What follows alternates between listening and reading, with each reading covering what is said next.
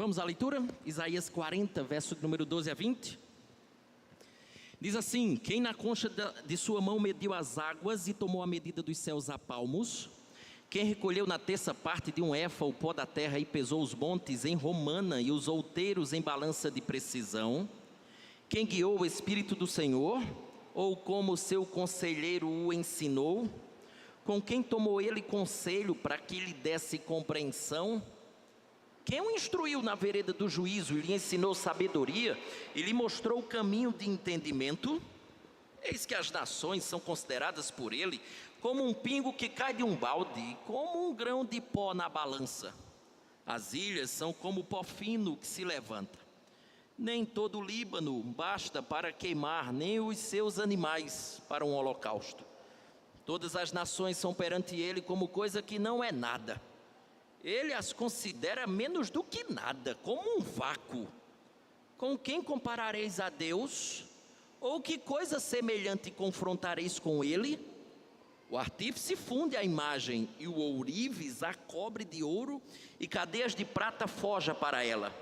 O sacerdote idólatra escolhe madeira que não se corrompe, e busca um artífice perito para assentar uma imagem esculpida que não oscile.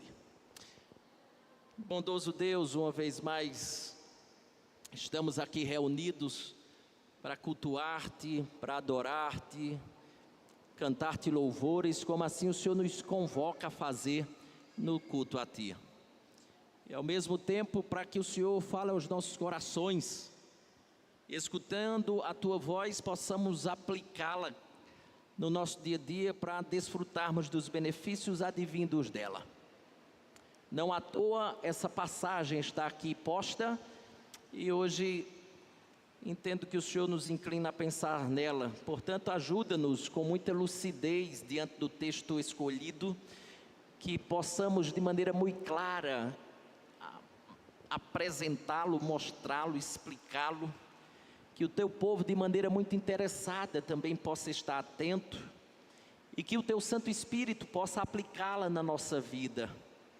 Pois se essas três coisas ocorrerem, a saber, a explicação adequada, correta do texto, o entendimento por meio da atenção que o teu povo presta, e o teu Espírito atuando em nós, aplicando o que aqui aprendemos, sairemos daqui ricamente edificados. E quando isso acontece, o teu nome é glorificado, pois a ti tão somente é que pertence toda glória, todo louvor. Não a nós, não a ninguém que aqui se encontra, mas a ti tão somente a glória e o louvor. Assim te oramos agradecidos, rogando essas bênçãos no nome de Jesus. Amém e amém.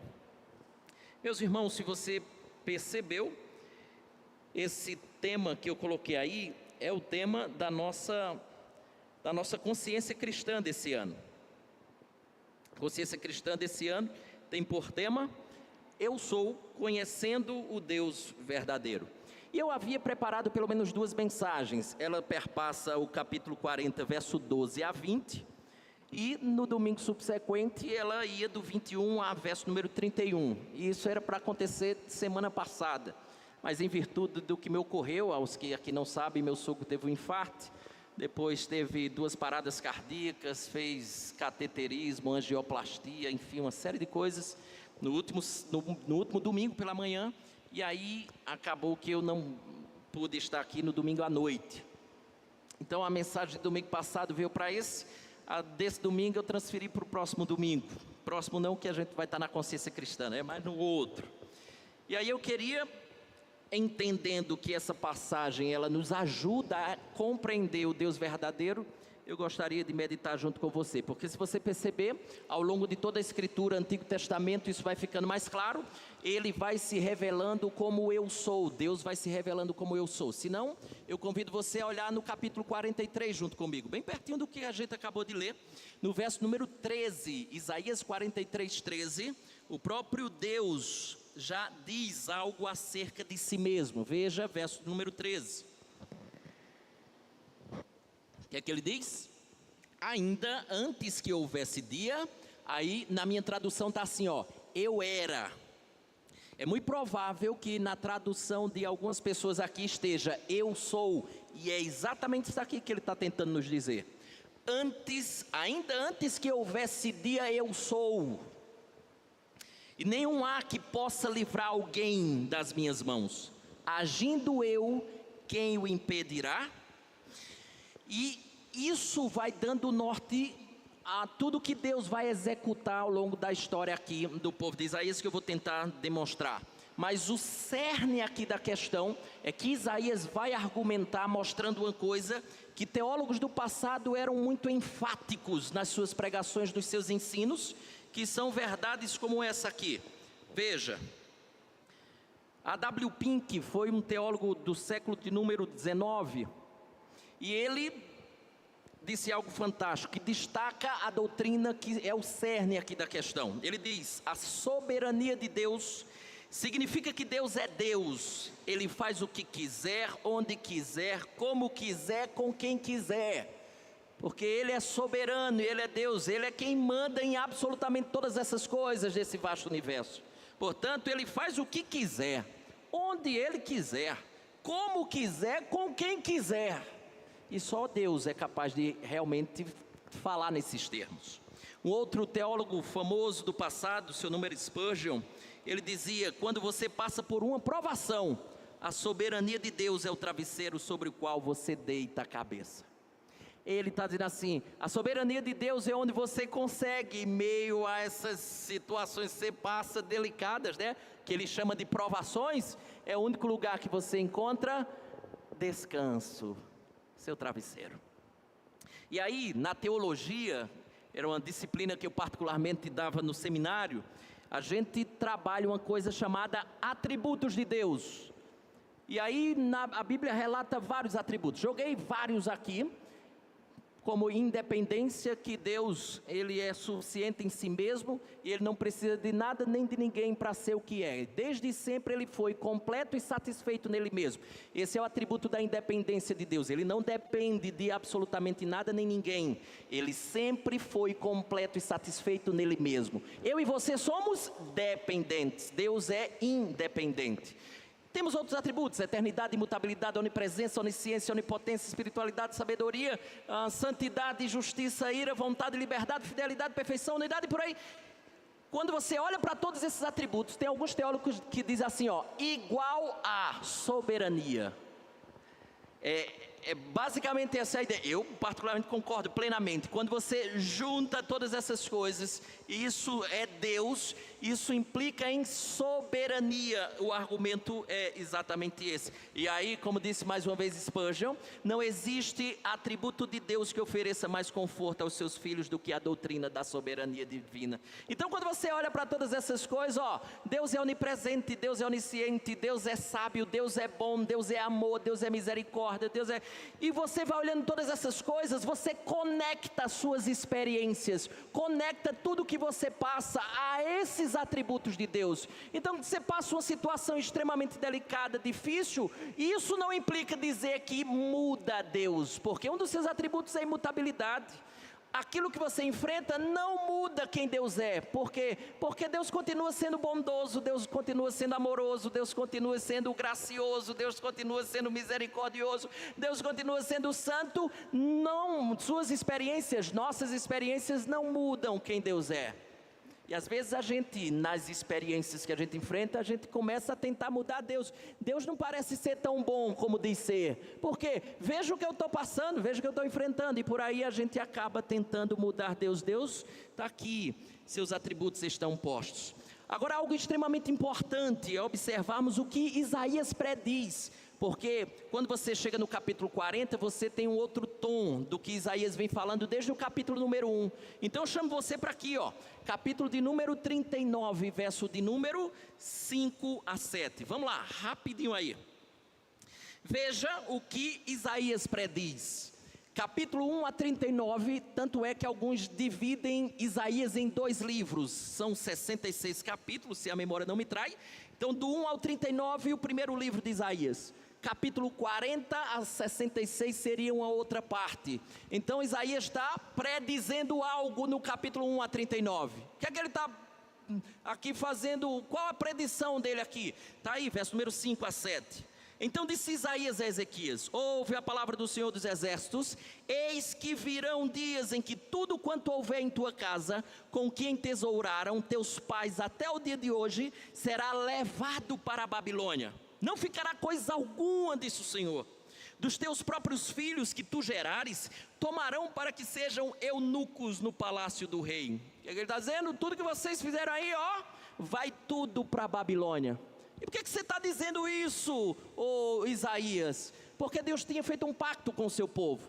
E quando o povo virasse as costas para ele, quando o povo quebrasse as suas leis, não levassem Deus em consideração, parte do pacto é: vocês são obedientes, ou à medida que vocês obedecem, vocês desfrutam das bênçãos advindas da obediência. À medida que vocês desobedecem, vocês também desfrutam das maldições advindas do pacto que a gente fez, dos pecados que vocês cometem.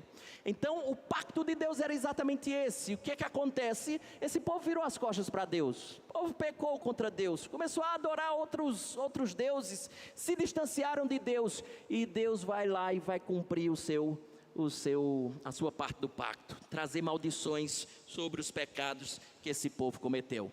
E o que culminou nisso? No cativeiro babilônico. A gente costuma muito falar do Egito. Tem até musiquinha, né? Quando a gente era criança, que dizia assim: no Egito escravo fui, sim, sim, ó sim. Até hoje eu lembro dessa musiquinha, desse tamanho, eu escutava isso. Só que a gente não costuma escutar muito de outros cativeiros, ou de outros momentos em que o povo de Deus também foi escravo em nações estrangeiras. Esse é o momento. Esse povo foi para a Babilônia, foi o conhecido cativeiro babilônico. 70 anos de escravidão lá, exatamente por conta dos seus pecados. Então, capítulo 1 a 39, Deus está dizendo assim: vou mandar vocês para o cativeiro babilônico. Isaías está sendo um instrumento de Deus para dizer assim: por conta dos pecados de vocês, vocês serão levados para o cativeiro babilônico. Se arrependam dos seus pecados, prestem atenção. E o povo continuava pecando contra Deus. Capítulo 1 a 39 é: Deus vai mandar vocês para o cativeiro, Deus vai punir os pecados de vocês. O tempo todo é assim. 1 a 39, vocês vão, a Babilônia vem, vai invadir, vai destruir, mas o povo não levou em consideração. Então o capítulo 39 ainda é o anúncio do cativeiro. Só que quando você chega no capítulo 40, o que é que acontece? Nós já estamos dentro do cativeiro, esperando, e aí eu estou falando como se eu fosse povo de lá naquele tempo. Nós estamos no cativeiro, esperando impacientemente o fim desse cativeiro, que o próprio Deus disse que ia realizar, que Deus ia dar um fim a esse cativeiro. Então, dos versículos de número 1 a 11, do capítulo 40, Deus promete livrá-los do cativeiro. E aí, eu quero que você veja comigo, Deus está... Então, lembra? Capítulo 1 a 39, vocês vão para o cativeiro. Capítulo 40, pulamos um capítulo, já estamos no cativeiro. E aí Deus começa a dizer: eu vou livrá-los dessa realidade. Então venha junto comigo para o capítulo 40, verso número 1, e vejamos as promessas de Deus. Corre comigo lá. Por que ele começa já com consolai? Porque o povo estava desconsolado, sem acreditar que Deus pudesse fazer. Emanuel, 70 anos de escravidão. A gente passa um mês de bronca, né, de dificuldade, a gente já está meio assim, meio de cara feia com Deus. 70 anos por conta dos seus pecados. E aí verso 1, consolai, consolai o meu povo, diz o vosso Deus. Falai o coração de Jerusalém, bradai-lhe, olha o quê? Que já é findo o tempo da sua milícia, que a sua iniquidade está perdoada. Chegou o fim. Vocês foram perdoados. E que já recebeu em dobro das mãos do Senhor por todos os seus pecados. Verso 9, pula. Tu, ó Sião, que anuncias boas novas, sobe a um monte alto. Tu que anuncias boas novas a Jerusalém, ergue a tua voz fortemente. Levanta, não temas, e dize às cidades de Judá: eis aí está o vosso Deus. Verso 10. Eis que o Senhor Deus virá com poder e o seu braço dominará. Eis que o seu galardão está com ele e diante dele a sua recompensa. Como pastor apacentará o seu rebanho, entre os seus braços recolherá os cordeirinhos e os levará no seio. As que amamentam ele guiará mansamente. Eu vou tirar vocês daí. a iniquidade de vocês eu acabo de perdoar. E a grande questão que surge, brota aqui é tão somente essa pergunta: por que o povo de Israel podia confiar na promessa que Deus está fazendo aqui? Vou tirar vocês. Como é que eu posso, agora eu, povo seu, como é que eu posso confiar nessa promessa? E a resposta é exatamente por quem Deus era. Eu vou chamar de, pelas credenciais de Deus. Quem gosta de luta, UFC, né? A gente teve um período que tinha um lutador de UFC, e não era membro da igreja, mas era muito frequente a igreja, e quando ele ia lutar nos Estados Unidos, ele ia, a gente até se encontrava, torcia por ele. Mas quando o indivíduo vai lutar, né? Voltando, né? Quando o indivíduo vai lutar e aparece lá, altura, envergadura, né? Quantas vitórias, derrotas, no contest, né? Sem resultado. Então ele dá uma apresentação ali daquele lutador. O que a Isaías está fazendo aqui é: vocês podem confiar, porque eu vou dar as credenciais do lutador que lutará por vocês nessa questão. Portanto, o autor vai realçar e expressar com toda intensidade a beleza, a imensidão e o poder daquele que está fazendo as promessas aqui do verso de número 1 até o verso número 11. E aí, pesquisando um pouco para falar sobre esse assunto, eu encontrei na obra de um homem chamado Raymond Ortlund Jr., algo que me chamou muita atenção.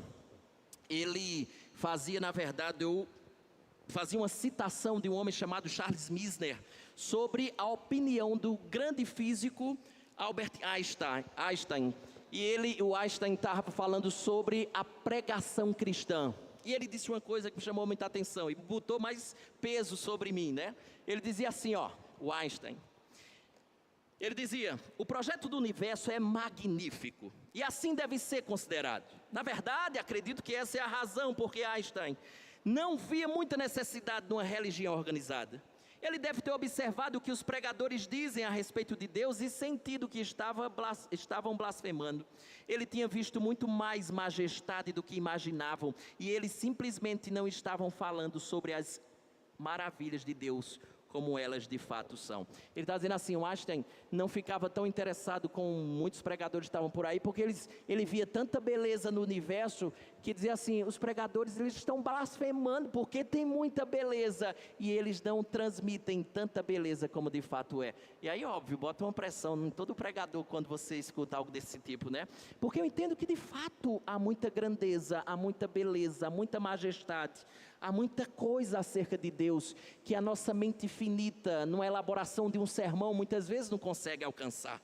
Mas como alguém já disse, nós precisamos mais do que ver Deus pelos nossos olhos. Isaías nos mostra Deus através dos olhos de Deus. E aí eu me lembrava de uma oração de Agostinho, o famoso, né, pai da igreja, que ele orava assim, ele dizia: ó Altíssimo, bom e poderoso Deus, do mais terno e mais justo coração, mais remoto e mais presente, mais belo e mais vigoroso, estável e inatingível, imutável e que ao mesmo tempo está mudando todas as coisas, nunca novo e nunca velho, renovando todas as coisas, o que pode alguém dizer quando fala de ti?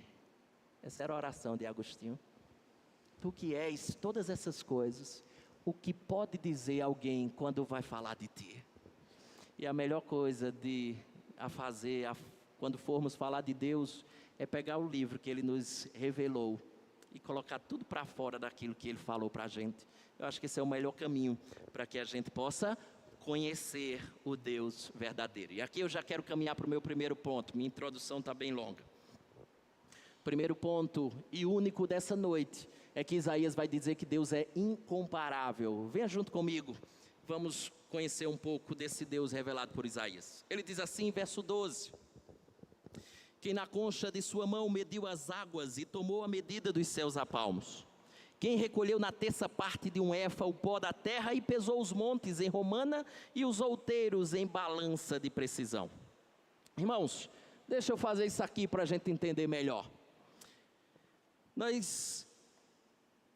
Para entendermos um pouco o que ele está tentando nos dizer aqui no verso número 12, Eu penso que basta sabermos o que a gente chama de, ou que os estudiosos chamam de extensão do universo.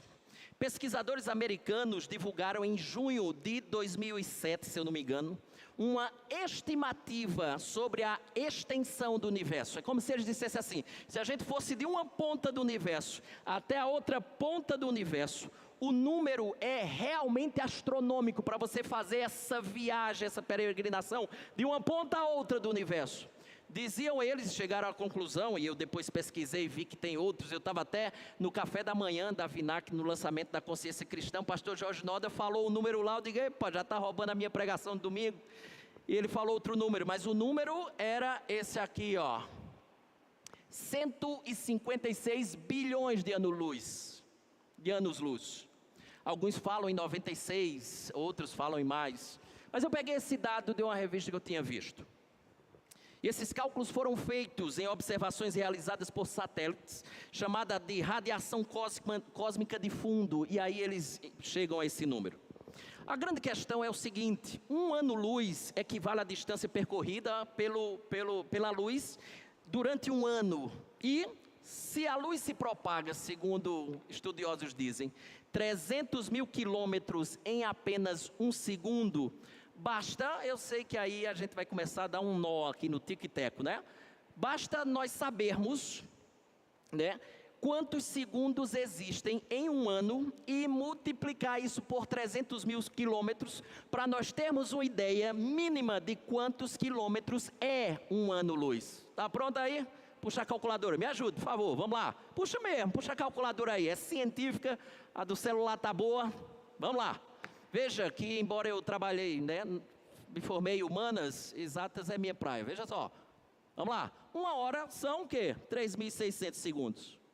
Um dia, 24 horas. Então, se nós multiplicarmos 24 horas por 3.600 segundos, que é uma hora, dá 86.400 segundos em um dia. Vamos lá. Quando você pega um ano, que são 365 dias, coloquei 365, e multiplicar por um dia, a quantidade de segundos seria 365 vezes 86.400 segundos. Arrisca aí, quanto é que dá? Ih, a turma não é muito boa de exatas, né? Mas vamos lá, tá? 31.536.000 segundos é que você vive ao longo de um ano. Agora está fácil, bem fácil, vamos lá?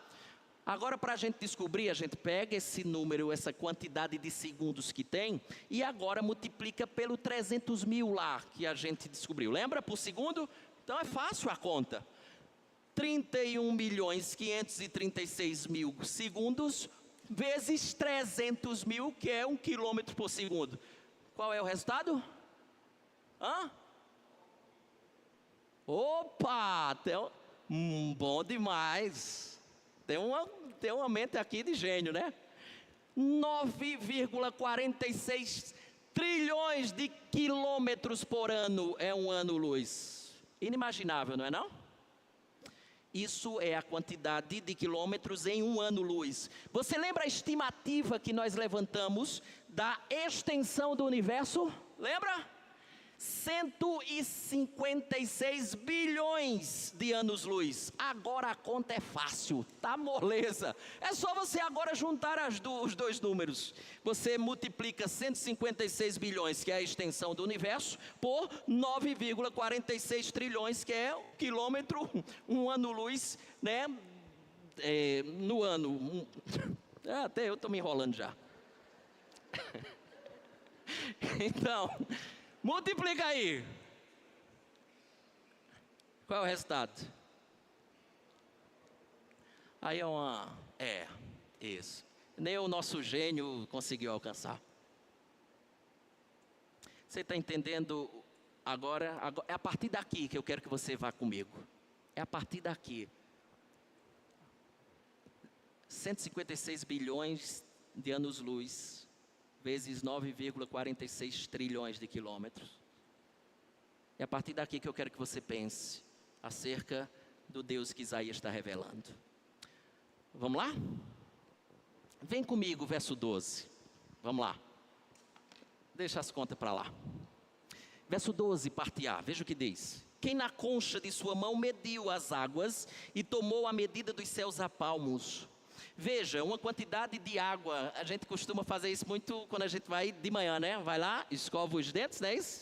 Aí o que é que faz? Para limpar a boca, a gente faz a concha, né? Aí vai. Novo e vai e tira. Se você deixa muito tempo debaixo da torneira, você não consegue, porque rapidamente a sua mão enche d'água e a água vai embora. Ele está dizendo uma coisa muito impressionante aqui.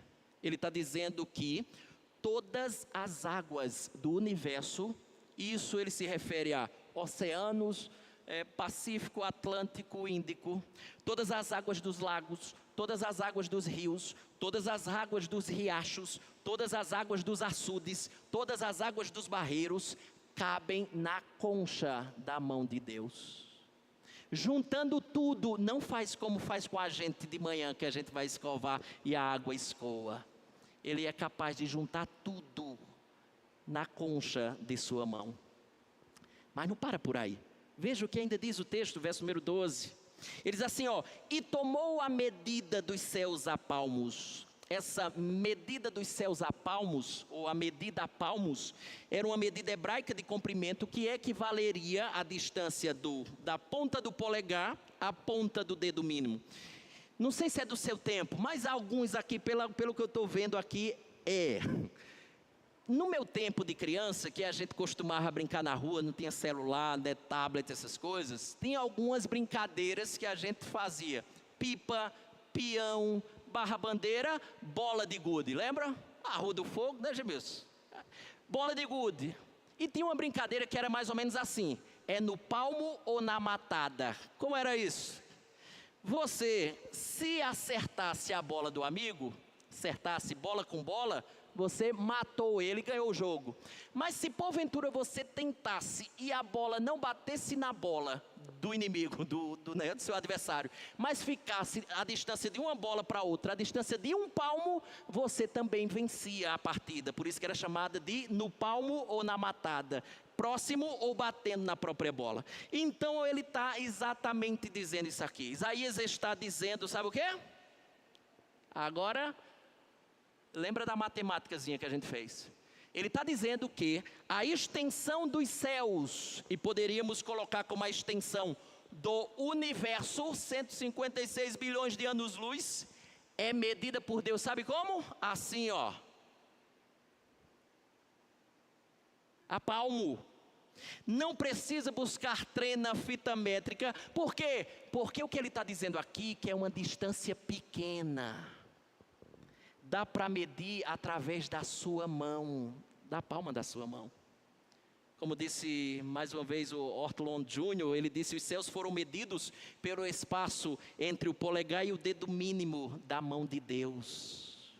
Esse vasto universo de números incalculáveis, ele faz assim e é capaz de medir absolutamente o imensurável para nós, meros humanos limitados. Mas corre comigo ainda para o verso 12, que ele diz assim, ó: quem recolheu na terça parte de um éfa o pó da terra e pesou os montes em romana e os outeiros em balança de precisão. O que o profeta está dizendo aqui?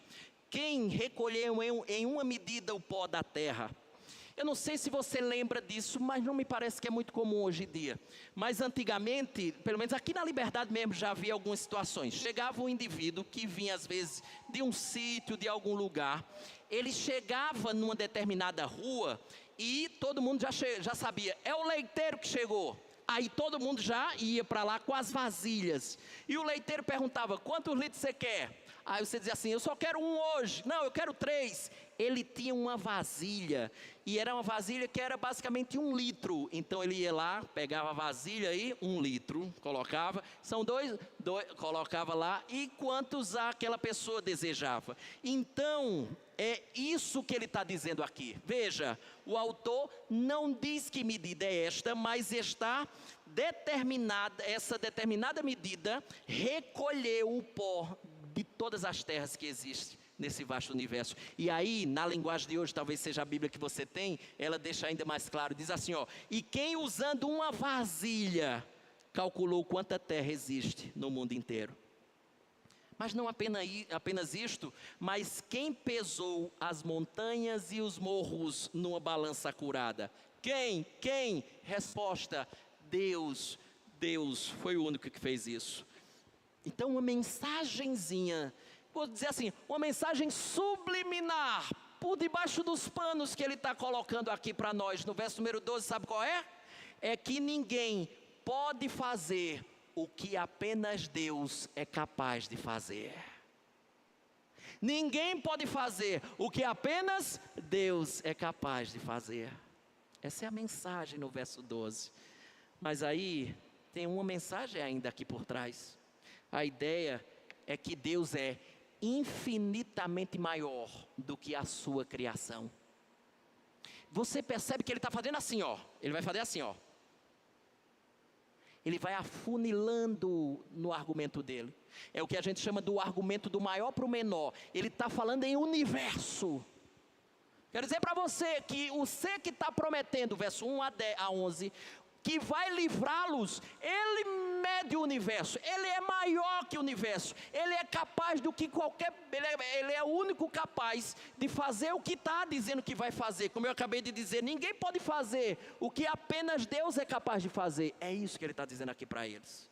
Aí avança comigo para o verso número 13, porque ele diz mais, veja, ele diz: quem guiou o Espírito do Senhor? Ou, como seu conselheiro ensinou, essa primeira parte aí, guiou, do versículo 13, pode ser entendida de duas maneiras. Pode ser entendida assim, ó. Mais ou menos assim, ó.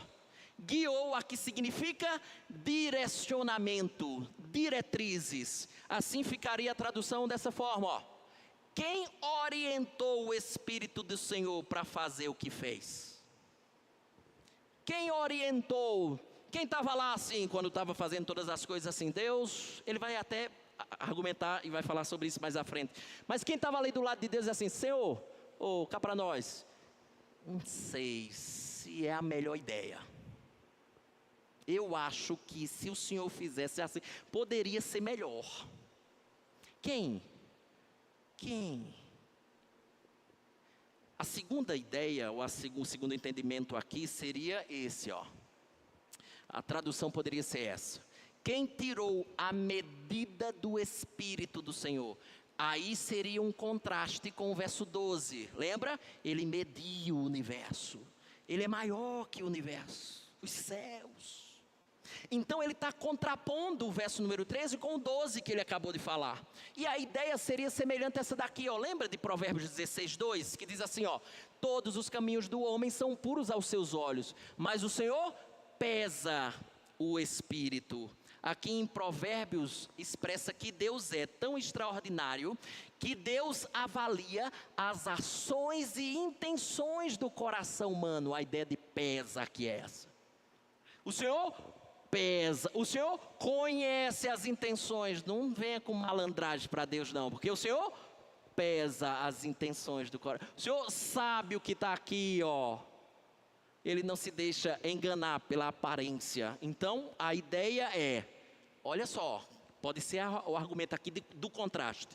Ele está dizendo assim, ó: se não conseguimos tirar a medida do universo, que é bem mais simples, como mediremos a Deus, que é bem mais complexo, maior que o universo? Como mediremos a Deus? Ele é bem mais complexo que o universo. Quem entende as suas intenções? Quem entende os seus desejos, suas motivações? Pode ser a ideia aqui. Vamos avançar, verso 14. E aí pode ser as duas coisas. Eu particularmente acredito na ideia do contraste aqui. Porque o guiou, essa ideia de diretrizes, ele vai dizer mais adiante. Por isso que eu acho que o contraste faz mais sentido. Ele vai dizer, o verso número 14, ele vai dar mais essa ideia de direcionamento. Alguém que está ali soprando, né, no ouvido de Deus como ele deveria ter feito as coisas. Vem comigo para o verso 14 e a gente deixa isso mais claro. Vamos lá. Com quem tomou ele conselho para que lhe desse compreensão? Quem o instruiu na vereda do juízo e lhe ensinou sabedoria e lhe mostrou o caminho de entendimento? Com quem Deus se aconselhou para que ele entendesse todas as coisas? A tradução poderia ser muito assim, ó: quem o instruiu na vereda do juízo seria Quem lhe disse o modo de fazer as coisas, o modo certo de fazer as coisas? Lembra que um dos atributos de Deus, que a gente citou lá no início, se chama sabedoria. E quando a gente fala que Deus é sábio, nós estamos dizendo que Deus tem sabedoria em grau máximo. Deus é pleno em sabedoria. Portanto, dizer que Deus é perfeito em sabedoria, significa dizer que Ele sempre escolhe as melhores metas e também escolhe os melhores meios para alcançar as metas que Ele mesmo estabeleceu. A pergunta é: tem como aconselhar alguém que já sabe o melhor caminho e com certeza chegará no melhor resultado possível? A cena é mais ou menos a seguinte: você chegou numa cidade desconhecida, esquece de GPS, tempo antigo. A gente chegava numa cidade desconhecida, o que é que a gente faz? A gente chegava lá e: fulano, eu estou querendo ir para tal lugar. Aí o fulano dizia assim: ó, tu vai aqui direto, pega a segunda direita, mais adiante um pouquinho você vai ver o semáforo, terceiro semáforo você vai pegar a esquerda e vai reto. Lá na frente você pergunta: mas segue esse caminho. Você ia lá: ai meu Deus, primeira, eita, e agora? Perguntava de novo e seguia as orientações. Você não duvidava. Por quê? Porque o indivíduo é quem sabia. E às vezes quando a gente era mais, tinha mais coragem, a gente pagava um taxista ou alguém lá e o indivíduo ia, ele: só me segue. Você ia seguindo e chegava exatamente lá onde você queria. Você não ficava questionando: para onde é que esse camarada vai? Está errado. Por quê? Porque você não sabia o caminho. Aquele indivíduo sabe o caminho correto. Essa é a imagem aqui. Como nós aconselharíamos a Deus, visto ou logo Ele, que é pleno em sabedoria, sabedoria em grau máximo, Ele escolhe as melhores metas e os melhores meios para alcançar as metas que Ele mesmo estabeleceu. Então, o que Ele está deixando claro é: Deus sabe muito bem o que faz. É interessante porque quando você vai ver um pouco da história de Jó, lembra da história de Jó? Jó passou toda aquela situação, perdeu saúde, perdeu família, perdeu bens, e aí Jó vai questionar Deus, Deus vai começar, ele vai querer apertar Deus: Senhor, o que está acontecendo, o que foi que houve? E ele começa a questionar Deus. Sabe o que Deus faz? Deus começa a fazer perguntas a Jó. Espera aí que eu vou lhe responder. Veja, capítulo de número 38 de Jó. 38 de Jó. Veja, Deus não tinha falado ainda. Aí de repente Deus vai responder a Jó, começando logo pelo o tema que tem aí em cima do capítulo 38. Como é que tem? Na minha está assim, ó: o Senhor convence a Jó de ignorância. Ele diz assim, ó: depois disso, o Senhor do meio de um redemoinho respondeu a Jó: quem é este que escurece os meus desígnios com palavras sem conhecimento? Cinge, pois, os lombos como homem, pois eu te perguntarei e tu me farás saber. Jó, deixa eu fazer um negócio, vamos fazer uma brincadeira aqui, de pergunta-resposta. Vou fazer um simulado com você. Vamos lá, eu vou fazer perguntas a você, você me responde. Vamos lá, verso número 3, 4. Onde estava tu quando eu lançava os fundamentos da terra? Dize-mo se tens entendimento. Quem lhe pôs as medidas, se é que o sabes? Ou quem estendeu sobre ela o cordel? Sobre quem estão fundadas as suas bases? Ou quem lhe assentou a pedra angular? Quando as estrelas da alva juntas alegremente cantavam e rejubilavam todos os filhos de Deus? Ou quem encerrou o mar com portas quando irrompeu da madre? Quando eu lhe pus as nuvens por vestiduras e a escuridão por fraldas? Pule para o capítulo número 40. Porque é o tempo todo Deus fazendo o simulado dele. E pasmem, Jó não acertava uma. Na verdade, Jó nem ousava responder. Sabe aquela prova que você nem assistiu às aulas e de repente você chegou na sala e a professora diz assim: hoje é prova surpresa. Assim, sério? E aí vem a prova toda e você de reposição. Você não sabe de nada, nem as aulas você assistiu. Quase isso aqui, Jó, você nem as aulas assistiu, mas você vai responder. Você está reclamando das coisas. Capítulo 40, ele diz assim: disse mais o Senhor a Jó: acaso quem usa de censuras contenderá com o Todo-Poderoso? Quem assim argue a Deus que responda? Então Jó respondeu ao Senhor e disse: sou indigno, que te responderia eu? Ponho a mão na minha boca, uma vez falei, não replicarei, aliás 2 vezes, porém não prosseguirei. Aí Deus diz: é o que? Vai apanhar mais. Verso número 5, melhor 6, então o Senhor do meio de um redemoinho respondeu a Jó: cinge agora os lombos como homem, e eu te perguntarei, e tu me responderás. Ei, acabou não, vamos lá, responda. Você não está questionando os meus caminhos, responda o que eu estou lhe perguntando. Resposta é: não sei, eu não sei. E eu fechei a Bíblia, era para continuar. Capítulo de número 42, veja o que ele diz. E aqui é o arremate final que Deus faz com Jó. 42 verso 1. Respondeu Jó: bem sei que tudo podes, e nenhum dos teus planos pode ser frustrado. Quem é aquele, como disseste, que sem conhecimento encobre o conselho? Na verdade, falei do que não entendia, coisas maravilhosas demais para mim, coisas que eu não conhecia. Verso 5, eu te conhecia só de ouvir falar, só de ouvir, mas agora os meus olhos te veem. Por isso me abomino e me arrependo no pó e na cinza. Senhor, cá para nós, me perdoe. Falei besteira. O Senhor mostrou uma série de coisas que eu não sei, mas que o Senhor sabe muito bem. E a resposta de Deus para Jó é: eu sei muito bem o que faço, ainda que você não saiba. Cirúrgico. Esse é o Deus que aqui o nosso querido Isaías está nos apresentando. E diante de tudo que já falou acerca do mundo, do universo, como então as nações serão enxergadas. Lembra que a Babilônia era a grande nação, o inimigo de Deus, o inimigo do seu povo. Lembra? Eu disse que ele estava fazendo assim, ó, afunilando o universo, né? Esse mundão que ele criou, ele é maior. Agora vem para as nações. Veja o que ele diz. Verso número 15. Verso de número 15.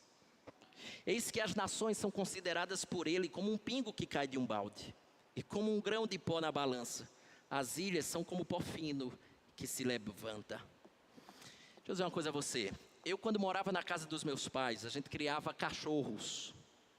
E eu lembro que quando lá a gente morava, um dos dias, né, do rodízio da alimentação canil lá, né, a gente, né, um dia é um dia é outro. No dia que eu ia, e que era muito comum para todos, a gente colocava a comida dos cachorros e, via de regra, já tinha pouca água na vasilha deles. O que a gente fazia? Ia lá na torneira, enchia um balde e levava para encher a vasilha. Por quê? Porque quando eles acabavam de comer, eles iam direto e bebiam muita água. E eu me lembro que a torneira ficava uma distância quase que daqui na parede ali. Então, eu às vezes enchia muito o balde, e quando você vai andando com um balde cheio, o que é que acontece? A água vai para lá e vai para cá, né? E eu notava que algumas vezes que eu enchia muito, aí a água ia para lá, passava, aí a água ia para lá, voltava. Mas eu não voltava para encher o balde de novo. Por que que eu não voltava para encher o balde mais uma vez? Porque a água que caía era insignificante para encher a vasilha dos cachorros. Veja, o que que ele está tentando dizer aqui para eles? As nações são como um pingo que cai de um balde. O que é? As nações são insignificantes diante de Deus. Mas aí ele usa outra ilustração. Venha junto comigo, eu estou na parte B do verso número 15. Quando ele diz assim, ó: e como um grão de pó na balança, as ilhas são como pó fino que se levanta. Quem já foi em feira sabe muito bem que as balanças antigas não é aquela digital, né? Que você tinha 2 pratos assim. Você já comprou alguma coisa em balança, ou então balança normal mesmo, em que o cidadão, quando ele ia pesar, ele olhava assim na bandeja ou no prato, se tinha 1 grão de areia lá, deixa eu ver, porque se tiver eu tenho que tirar, que isso vai fazer uma diferença enorme. Você já viu alguém pesando assim? Não. Ninguém tira 1 grão de pó da balança. Por quê? Porque um grão de pó numa balança é insignificante. Você está entendendo o que Deus está dizendo aqui para esse povo?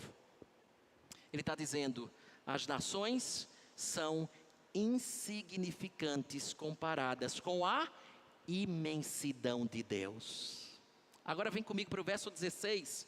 Veja o que ele diz, verso 16. Nem todo o Líbano basta para queimar, nem os seus animais para um holocausto. Preste atenção, o profeta agora passa das nações para uma nação em particular, né? Ela era famosa por isso aqui, ó. Pelos cedros, os cedros do Líbano é isso aqui, ó. Cedro é isso aqui. Para nossa compreensão maior, isso aqui, ó, era o Líbano, a nossa Amazônia. Era mais ou menos assim, os cedros do Líbano eram muitas árvores assim reunidas, muito parecidas com a nossa Amazônia. Lá não era diferente. No Antigo Testamento, a madeira, ela era utilizada para queimar em alguns sacrifícios, né? E alguns animais eram mortos para o holocausto em sacrifício a Deus. Então o profeta está dizendo assim, preste atenção. Toda a madeira do Líbano, uma vasta floresta, cedros, ele está dizendo, toda a madeira do Líbano e todos os animais não seriam suficientemente dignos de Deus. A terra, ela não tem condições de fornecer o culto que ele verdadeiramente merece. Tudo é muito pouco ou muito pequeno quando comparado a Deus. Essa era a imagem. Agora salte para o verso número 17. Veja o que ele diz. Todas as nações são perante ele, aí ele arremata. Aqui o 17 é quase que uma conclusão do que ele falou. Se elas são insignificantes, eu quero dizer bem claro agora. Todas as nações são perante ele como coisa que não é nada. Ele as considera menos do que nada, como um vácuo. Ele volta para as nações. Ele não está dizendo que as nações não têm valor. Ele está só dizendo assim, ó, na presença do Senhor, Estados Unidos, Brasil, Líbano, Babilônia, não são absolutamente nada. A tão poderosa Babilônia, que vocês se tornaram escravos, porque eu assim quis, como disciplina pelos pecados que vocês cometeram, para mim, eles são nulos. Eles não se apresentam diante de mim como nenhuma dificuldade para que eu os arranque daí. E aí eu lembro demais de outra frase do Raymond Ortlund, quando ele disse assim, quando Deus criou o homem, ele não cavou a sua própria sepultura. Ele não criou uma dificuldade imprevista. Para ele, toda oposição humana representa um fator insignificante na equação da realidade. Quando Deus criou o homem, e quando o homem começa a fazer algumas coisas malucas aqui embaixo, Deus fala assim, nossa, e agora? Quem poderá nos defender? Deus não fica colocando as mãos na cabeça e, meu Deus, eu mesmo, o que é que eu fiz? Quando ele cria o homem, ele não cria uma oposição que ele não possa tratar ou cuidar. E eu chamo isso de ver Deus pelos olhos de Deus e não pela ótica humana. Então, depois da descrição dessa magnitude de Deus, a conclusão lógica é verso de número 18. Então, salta comigo para lá. Verso 18, ele diz, com quem comparareis a Deus? Ou que coisa semelhante confrontareis com Ele? Em algumas traduções seria mais ou menos assim, ó. A quem, pois, fareis semelhantes a Deus, ou com o que o comparareis? Ou, portanto, a quem vocês comparam a Deus? Que semelhança vocês farão dele? E a pergunta é exatamente essa. Vocês acham que alguém pode ser comparado, ou que há algo parecido com ele? Resposta é claro que não. Não há nada, absolutamente nada nesse vasto universo que se compare a Deus. Então aqui, veja que coisa interessante. Aqui o autor, quando a gente está bem atento ao texto, nós percebemos que o autor aqui começa a condenar a idolatria. Porque se ele está acima de qualquer comparação, qualquer objeto de representação desse que é incomparável, é totalmente abominável. Por quê? Porque ele é único. Nada existe como ele no universo. Por isso que construir uma imagem de Deus era e continua sendo um erro gravíssimo dos homens, um equívoco, um pecado. Mas ainda existem pessoas que se arriscam a isso. Veja o verso número 19, pois ele mostra que qualquer comparação é ridícula e abominável. Verso número 19, ele diz: o artífice funde a imagem, e o ourives a cobre de ouro, e cadeias de prata forja para ela. Então, para o profeta, a forma mais grotesca de fazer algo semelhante a Deus, o que era? Um ídolo. A maneira mais grotesca de você querer representar o infinito é limitá-lo, é fazer uma imagem dele. E aí é engraçado porque eu esqueci, aí foi uma falha minha mesmo. Mas um manuscrito antigo, ele começava o verso 19 exatamente com isso aqui, ó. Um ídolo é a primeira expressão do verso 19, num manuscrito antigo que eu acho fantástica a ideia.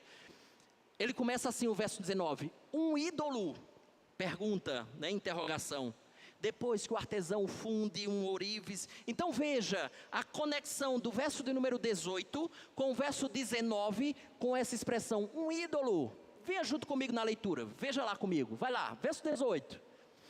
Com quem comparareis a Deus? Ou que coisa semelhante confrontareis com Ele? Verso 19, um ídolo. Você entendeu? Um ídolo. O artífice funde a imagem, e o ourives a cobre de ouro, e cadeias de prata forja para ele. É com um ídolo que vocês vão fazer a representação de um ser majestoso como esse. E é engraçado porque eles aqui, no argumento aqui, eles vão embelezar esse ídolo com ouro e prata. Eles escolhem a melhor madeira para que não estrague. Eles contratam um grande especialista para colocar ela de tal forma que ela não oscile, não balance. Aquilo que oscila, você sabe muito bem que corre o risco de cair, de quebrar. Portanto, esse que está sendo elaborado como representação desse ser infinito, ele é capaz ou ele é incapaz de cuidar de si mesmo, porque se ele oscila, ele cai e quebra. E a pergunta é, espera um pouco, deixe eu tentar externar isso de melhor forma. Vocês estão querendo representar o ser majestoso e infinito num ser que precisa ser formado por nós e cuidado pela criatura? Não tem sentido isso que vocês estão falando. Deixa eu usar as palavras de John Oswalt mais uma vez. Ele disse assim: o Deus que mede as águas e as terras com suas mãos, que criou o mundo sozinho sem o auxílio de um conselheiro, está sendo representado por elementos da criação que mal podem manter-se de pé por seu próprio esforço. É isso mesmo que vocês estão fazendo. Veja que argumento agudo aqui. Ele está dizendo mais ou menos assim: é absurda essa ideia. Por isso que o Senhor já vem deixando muito claro, já nas tábuas da sua lei, que nós não deveríamos fazer isso, porque essa é uma representação equivocada, pecaminosa, daquele que é incomparável. E aí vamos para as nossas lições, para que a gente feche a nossa meditação da noite. Primeira coisa, é que a grandeza de Deus dá segurança. Percebeu? Universo, nações, pessoas, nada, absolutamente nada se compara a Deus. Portanto, eu estou das mãos seguras de Deus, porque se este ser descrito aqui é o que cuida de mim, eu tenho segurança absoluta dos meus dias aqui na terra. É Ele que me guia, é Ele que me guarda. Você acha que qualquer criatura terá poder de tomar as rédeas desse mundo das mãos de Deus? Resposta: piada de mau gosto. Segunda lição, rápido. Deus é independente, ou seja, não precisa de nós para absolutamente nada. Mas permita-me só deixar isso aqui mais claro. E de fato Deus não precisa de nós para nada. Ele nos fez partícipes do seu plano. Ele nos fez pessoas que podem colaborar nesse plano que Ele mesmo elaborou. Então deixa eu deixar isso claro nas palavras do Ernest Steinmeier. Ele diz assim, o fato é que todos somos essenciais no serviço do reino. Devemos frisar, no entanto, que não somos ontologicamente. O que significa isso? A natureza do ser.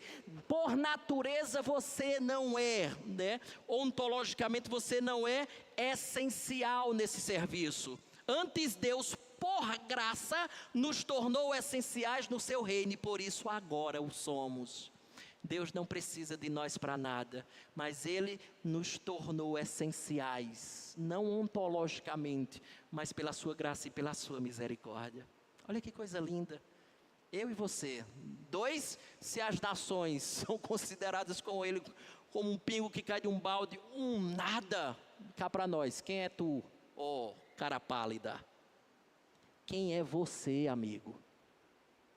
Veja que loucura, é o que a gente às vezes vê, né? Algumas pessoas querendo dar ordem em Deus. Eu fico horrorizado. Eu determino, anta. Você está falando sério? Quem é você? Você entende que as pessoas perderam a noção de quem são? Terceira lição. Jamais levante sua voz para Deus. É basicamente isso que eu acabo de falar. Então deixa eu pular aqui, só lembrando do Salmo 8, verso 3 e 4. Quem é o homem que dele te lembres e o filho do homem que o visites? Quem é você? Quem é você? Quarta lição. Como você tem cultuado, né, ao Senhor? Como você tem cultuado a Deus? Como você tem trabalhado e servido a Ele? Isso aí eu extraio exatamente do que ele falou aqui, quando fala que nem todo o Líbano é suficiente para oferecer a Deus. Então preste atenção, nisso aqui tem uma lição preciosa para a gente. É que nem tudo que a terra pode oferecer seria suficiente para Ele. O tudo que eu tenho para oferecer a Ele, por exemplo, num momento como esse, eu preciso oferecer. É por isso que é estranho quando às vezes, em momentos de culto, nós estamos alheios ao culto em si. Nós prestamos um culto capenga muitas vezes. Nós prestamos um culto meio desleixado, sem preocupação em oferecer-te louvores, oferecer orações, escutar a sua preciosa voz. Veja que às vezes, eu não estou nem dizendo tu aqui, mas às vezes dá para ver daqui. Tem gente que está alheia ao que está acontecendo aqui. Longe, não está oferecendo nem um pouco, quanto menos o melhor, quanto mais o melhor que poderia oferecer. Se oferecêssemos o melhor, ainda ficaria aquém do que esse Deus é capaz de receber. Certa vez o Paul Washer disse assim, vai e ofereça ao seu chefe o que você oferece a Deus, e veja quanto tempo você durará. Ofereça até mesmo aos seus amigos o que você oferece a Deus e veja quanto tempo vocês ainda serão amigos. Ofereça à sua família o que você oferece a Deus e veja por quanto tempo você terá uma família. É isso aqui. Isso tem que mexer com a gente mesmo. Isso tem que nos incomodar. A gente está aqui para dar o nosso melhor, nosso Senhor. E ao sairmos daqui, continua nesse tom. Nós te daremos o melhor, Senhor. Amanhã eu estou na segunda, no meu consultório. Estou te dando o melhor, Senhor. Agindo com integridade, com verdade, de maneira justa, misericordiosa, com as pessoas que eu atendo. Vou vender, vou advogar, vou fazer qualquer que seja o trabalho, vou estudar, seja como for. Eu estou aqui para dar-lhe o melhor, Senhor. Alguém já disse que quando o culto solene acaba, o culto da vida começa. Quando o culto da vida acaba, o culto solene começa. Nossa vida é um culto contínuo ao nosso Deus. Quinta lição. É dizer que Deus não divide sua glória com ninguém. E aqui é um vespero, mas é o ponto que ele está tentando nos dizer. Quando o ser humano se prostra diante de um ídolo, ele está tomando uma atitude que Deus não aprova. Então, eu até coloquei algumas imagens aqui. Você percebe?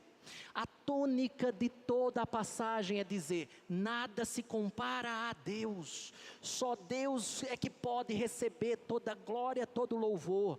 Não se prostre diante de absolutamente ninguém, só Ele. E não faça nada que possa representá-lo, porque você falha nessa representação. Só Ele, só adore a Ele, glória só a Ele. Portanto, não faça absolutamente nada, nem se dobre a ninguém, só a Ele. tão somente a Ele. Por isso que ocasiões assim, elas são abomináveis a Deus. E a tentativa não é feri-lo com isso. Se você de alguma maneira tem relação e tem atitudes assim, mas é a essência do que Isaías está dizendo, é a Deus somente a glória, não há absolutamente nada que possa representá-lo, e quando assim fazemos, nós pecamos gravemente contra Ele, então somente a Ele a glória e o louvor, e essa deve ser a nossa postura. Sexta e última lição, é também óbvio puxar a sua orelha, porque a gente às vezes pensa que idolatria é só imagem de escultura e nós nos prostrarmos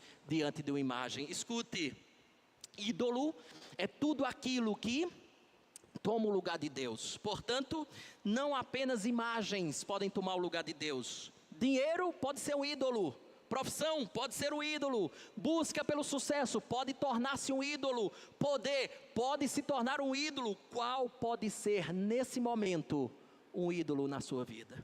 O que você sacrifica tudo para ter aquilo ali? O quê? O quê? A resposta é sua. Eu sei do que pode tornar-se um ídolo. E o conceito de idolatria é exatamente esse. Eu faço tudo em prol de. É por isso que eu sempre pego no pé de algumas pessoas quando elas têm assim, olha, eu vou fazer, vou fazer o Enem, no meu tempo era vestibular, não vou fazer o Enem. Então, olha, pastor, não conte comigo no grupo louvor, não conte comigo no departamento de Enem. Esse ano é do Enem. Eu não estou dizendo que você não deve estudar, mas nada pode tomar o lugar que é de Deus. Não sacrifique tudo em prol de. Estude muito. Essa semana mesmo eu dei parabéns, dei um abraço, dei um cheiro. Carol alcançou alguns títulos aí, e eu fico muito feliz. Eu disse a dela, eu não sei se você nota, mas eu fico muito entusiasmado com isso. Mas não sacrifique Deus e as coisas de Deus em prol de, e esse de seja o que for. E aí pode envolver tantas coisas que só você talvez é capaz de responder a essa pergunta. Deixa eu concluir contando uma história. Dizem que é uma história verídica, provavelmente você já deve ter escutado aqui, eu lembro que eu já contei. Conta aqui uma senhora muito pobre que telefonou para um programa evangélico de rádio. Ela ligou pedindo ajuda.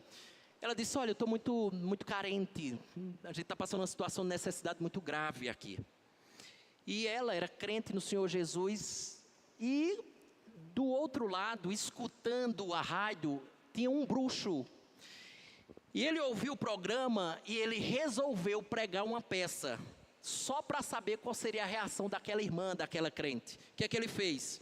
Ele telefonou para a rádio e obteve o endereço daquela mulher. Ele disse assim, olha, pode deixar, eu escutei a realidade dessa mulher, pode deixar comigo, eu vou fazer uma feira e vou mandar deixar na casa dela. Qual é o endereço? Ele deu o endereço e o rapaz lá, o bruxo, anotou. Ele chamou os seus secretários e ordenou-lhes que passassem no supermercado e fizessem uma das melhores feiras que eles pudessem fazer e levassem nesse endereço que ele colocou lá. E deu a seguinte orientação, ele disse assim, ó, quando a mulher perguntar quem é que está presenteando ela com essa feira, vocês devem responder assim, ó, foi o diabo que está enviando tudo aqui para você. Pode dizer assim, é para dizer assim mesmo. Eles foram lá no supermercado, foi lá no Ideal, fizeram a feira e levaram para aquela mulher. Aquelas pessoas chegaram à casa da mulher e ela os recebeu com alegria e foi logo, ficando preocupada, meu Deus, onde é que a gente coloca as coisas, graças a Deus, e por aí foi. E aí o pessoal começou tirando as sacolas, colocando na prateleira e por aí vai. E nada daquela mulher perguntar quem tinha enviado aquela feira. Os secretários do bruxo, sem saber o que deviam fazer, eles disseram, a única saída é a gente provocar a pergunta a ela. A mulher não pergunta, mas ele vai chegar no chefe lá, vai dizer o que a ele? Aí eles resolveram provocar a pergunta, e eles disseram assim, a senhora não quer nem saber quem lhe enviou essa maravilhosa feira? Aí a senhorinha, na sua singeleza, abriu um largo sorriso, e na simplicidade da sua fé disse, não, meu filho, não é preciso. quando Deus manda, até o diabo obedece. Porque Deus é soberano, inclusive sobre as forças do mal. Deus governa sobre tudo e todos. Mas eu acho que se a gente parasse aqui com o sermão, estava incompleto. Eu sei que eu já bati minha hora, mas me permita chamar você para entender a cereja do bolo de tudo que a gente está pensando aqui. E aí eu queria que você abrisse nesse texto aqui, ó. João capítulo 14, verso número 6 a 9, e eu prometo que agora encerro, quando a gente caminhar aqui. João 14, dizem que todo pastor, quando diz assim, vou terminar em mais 10, 15 minutos para frente.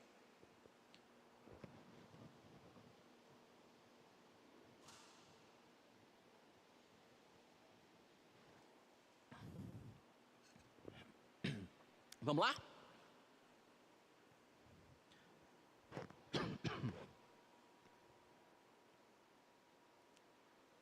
Achou?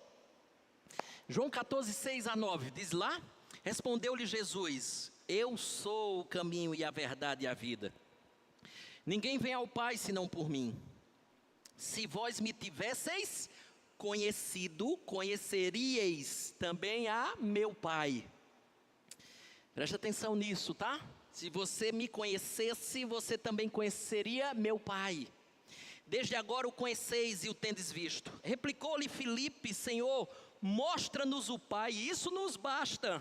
Verso 9, disse-lhe Jesus, Filipe, há tanto tempo estou convosco e não me tens conhecido? Quem me vê a mim, vê o Pai. Como dizes tu, mostra-nos o Pai. Deixa eu dizer uma coisa para você. Conhecer a Cristo é conhecer o Pai. Ver as obras de Cristo é ver as obras do Pai. Lembra, Ele multiplicou pães e peixes, Ele expulsou demônios, Ele curou pessoas, Ele fez aleijado andar, Ele fez cego enxergar, Ele andou sobre as águas, Ele fez morto ressuscitar, Ele perdoou pecados, Ele recebeu adoração. Tudo deixava claro que Ele era a encarnação desse Deus verdadeiro. Esse Rei infinito, diz a Bíblia, se fez carne e habitou entre nós. Tanto é que no Evangelho de João, por 7 vezes, lembra que a gente falou a expressão eu sou, e era o tema da nossa meditação? Veja, por 7 vezes ela aparece. João 6,35, declarou-lhes, pois Jesus, eu sou o pão da vida. João 8, diz, de novo lhes falava Jesus, dizendo, eu sou a luz do mundo. João capítulo 10 diz, eu sou a porta, se alguém entrar por mim será salvo, entrará e sairá e achará pastagem. João 11 diz, eu sou o bom pastor dá a vida pelas ovelhas. João 11 ainda 25 diz, disse-lhe Jesus, eu sou a ressurreição e a vida, quem crê em mim ainda que morra viverá. Sexta vez, João 14,6, como nós vimos, eu sou o caminho e a verdade e a vida, ninguém vem ao Pai senão por mim. E por fim ele diz, eu sou a videira verdadeira e meu Pai é o agricultor. Eu sou a videira, vós os ramos, quem permanece em mim e eu nele, esse dá muito fruto, porque sem mim nada podeis fazer. Ele é o pão, Ele é a luz, Ele é a porta, Ele é o bom pastor, Ele é a ressurreição e a vida, Ele é o caminho, a verdade e a vida, Ele é a videira verdadeira. O que é que eu estou dizendo para você? É que o Deus verdadeiro é o eu sou, e Ele é tudo o que você precisa, e você encontra esse Deus verdadeiro, que Isaías relatou para a gente, você encontra, como nós vimos, na pessoa bendita de Jesus Cristo. Esse é o caminho, para você conhecer o Deus verdadeiro, olhar para Cristo, e você conhece por tabela o Filho e ao mesmo tempo o Pai. Que Deus nos abençoe, que Deus nos ajude à luz de tudo isso, nós confiarmos e descansarmos naquele que redimiu, que nos salvou e que cuida de cada um de nós por pura graça e misericórdia. Vamos orar? Deus bendito, damos-te graça por mais uma noite que o Senhor nos concede, de podermos aqui meditar na Tua palavra. Ajuda-nos em tudo que precisamos para conhecer-te melhor. E à medida que te conhecemos melhor, Senhor, nosso coração fica arraigado de maneira muito firme na pessoa bendita de Jesus. Ele é a rocha, Ele é a luz, como vimos, Ele é o pão, Ele é a porta, o bom pastor, Ele é a ressurreição e a vida, o caminho, a verdade e a vida e a videira verdadeira. Ele é tudo que nós precisamos, portanto, vivamos para Ele. Como diz o apóstolo, quer comamos, quer bebamos, façamos tudo para Ele, para a glória dEle, para o louvor dEle. Aplica a Tua palavra no nosso coração e que saiamos daqui totalmente edificados, para a glória e louvor do Teu nome. Nós assim te oramos, no nome de Jesus. Amém. Que a graça do nosso Senhor e Salvador Jesus Cristo, o amor de Deus, nosso eterno e soberano Pai, a comunhão, o poder e as eternas consolações do Santo Espírito de Deus repousem sobre nós e sobre todo o povo de Deus e que por nosso intermédio seja derramado sobre esse vasto mundo, desde agora e para todo sempre. Amém e amém.